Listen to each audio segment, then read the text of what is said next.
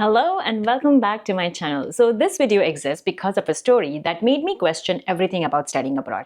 About a year ago, I came across a video from Globetrottingheels. She was a creator who moved from Australia to Canada on a permanent residency. And during that time, the people were very much interested in getting a Canada PR.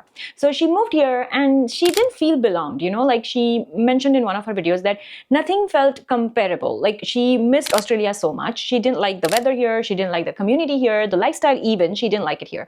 And that made me question that why is Australia so underrated, right? So Canada used to be everybody's dream. Now people are still considering moving to Germany, UK, sometimes even France and other European countries. But there are very few number of people who actually talk about moving to Australia. So I thought of maybe digging a little bit deeper into numbers and investigating whether Australia in 2026 is the right study abroad destination.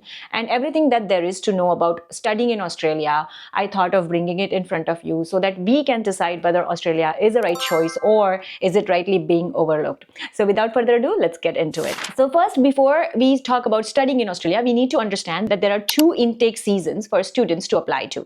First is February and next is July. Unlike US, UK or Canada, where September is the main intake season, the number of years that you get the post-study work visa depends on the number of years that you have studied. Pretty much similar to any other country. But here is where Australia has a little bit different system. The system is called category system. So basically how it works is, if suppose you have studied in the cities that are in category 1, which are Sydney, Melbourne and Brisbane, then these are called tier 1 cities. They are metropolitan areas, very crowded. So if you were to study in these cities, then your post-study work visa that you can get is up to 2 years. Then there comes a secondary, which is category 2, which is like Perth, Canberra, Newcastle. These are somewhat developed cities, but they're not as massive as Sydney or Melbourne.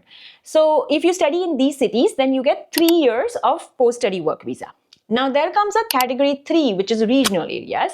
So everything else that is not included in category 1 or 2, these areas are kind of less developed in Australia and they are called as rural areas as well. And if you were to study in those areas, then you could get up to 4 years of post-study work visa.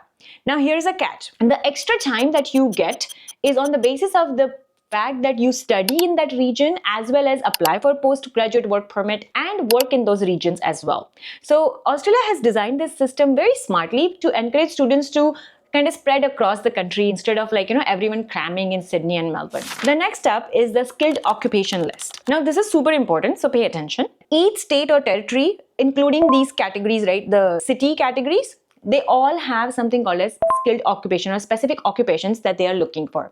Now, this is where Australia learned from Canada's mistake. So like in Canada, they accepted way too many business and management program students. And as a result, now there is a shortage of doctors and nurses, the skilled occupations, but there is too much supply of business people, which again has resulted in people not getting jobs. So Australia said, no, we are not going to do that. We will only get people in the cities where we require certain skills. So this skilled occupation list is something that I will link down below. So you can always check, especially depending on your course and the career goal that you have. You need to strategically choose which state to study in, whether that is a critical occupation for your PR in that region, and then decide your prospects accordingly for Australia. For example, let's say if you want to study marketing, then marketing is not on the skilled occupation list for Sydney, but it is on skilled occupation list for Victoria. So make sure that you're considering these two factors. All right, so the next question is, does the university you attend matter in Australia? And here is my honest answer.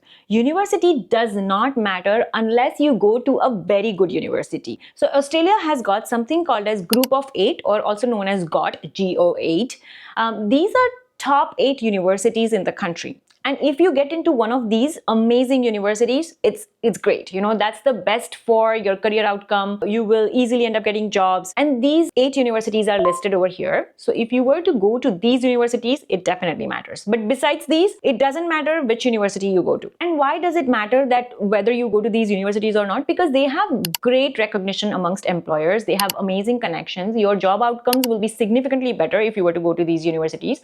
But if you're, let's say, not going to GOT universities, which which is GO8 universities, then you can find your program which is offered in tier 3 cities, and then maybe just go and do some course. But do understand one thing: if you're going there with a laborer mentality, meaning that you will be doing part-time job, you will be paying off your tuition, do the bare minimum, and then get a job to settle, then just go with that mentality. Don't expect amazing career outcomes, because that's not how it's gonna work. All right, then I came across a Reddit thread where it said that Australia has the highest number of rejections for student visa, which actually not true in this era. In 2026, that's not true anymore. Yes, there was a crisis period from 2023 to 2024 where the acceptance rates were very low, and right now the acceptance rates have improved, but not as great as before pandemic it was. Okay, so the approximate acceptance is about 78 to 82% for the student visa, and specifically for Indian students it's about 60%. The processing time is anywhere from 4 to 8 weeks, and the Australian government has made some changes in late 2024 that you also need to know about. First is instead of like a genuine student requirement where you had to prove that you will be returning back to your country, they have now changed it to apply something called as genuine temporary entrant requirement, which is a bit more stricter, and it focuses more on your genuine intent to study in Australia and not that you will return home. The second thing that they have changed is English language requirements. Overall 6 IELTS score is what they are asking for nowadays, but if you're going for like some more specialized course like teaching, then you would be expected to at least have 7.5 to 8 in IELTS. The third one is financial capacity evidence. That is also increased from previous years. So now you need to prove that you have 29,710 Australian dollars instead of like previous it used to be like 25,000 dollars per year, and you need to show that amount in your savings. So that is also something that kind of is tricky to show sometimes, especially if you're from a lower middle class family. But the good news is that there are many scholarships that are offered to international students in Australia, and especially if you're a good student, then you will be definitely getting one. All right, so now let's talk about the best courses to study in Australia. So these are the 10 fields where you will have a better job outcome. So first is software engineering or computer or IT, anything in IT. It is in high demand across all states. Number 2 is registered nurse. Of course, nursing is in massive demand almost in any country, I'd say. And also nursing happens to have a very clear PR pathway, and the starting salary could be anywhere from 65 to 75,000 Australian dollars. The third is data analytics or data science. Again, one of the very fastest growing fields, and is in very high demand for finance, tech, and consulting. Number 4 is mechanical engineering. Especially if you're going for mining or manufacturing sectors, then that's the best. And next one is its brother, civil engineering. Again, infrastructure is booming in Australia, so that's why. The next one is digital marketing. There is a very high demand in major cities, especially with regards to digital marketing, but also know that the supply is also very high. So even though it is one of the top ranked courses, I wouldn't recommend going just for digital marketing. Maybe combine it with like stats or some sort of data so that you have a better chance. The next one is of course teaching. Teaching is very much highly regarded and high in demand, offers great work-life balance. So if you are going for a teacher, which is Bachelor of Education course, then also that's going to be very good. Next up is business analysis or business analytics. Again, very much high in demand, right? Like kind of intersects with IT and data. And the last one is commerce or CPA. That's what we call like accounting. I always get one question, what about the money? The big question is Australia worth the cost? We all know that Australia is very expensive when it comes to studying. It's definitely much more expensive than UK and Germany. So when it comes to tuition fees, it's just a fact that you're expected to pay between 25,000 to 50,000 Australian dollars, depending on the course that you go for, if it's a 1-year degree or if it's a 2-year degree. And the living expense per year could vary according to the cities, but a lot of students are able to work 24 to 48 hours and get this cost back, right? So the payoff is there, but again, you do need to show that in your bank account, and that's why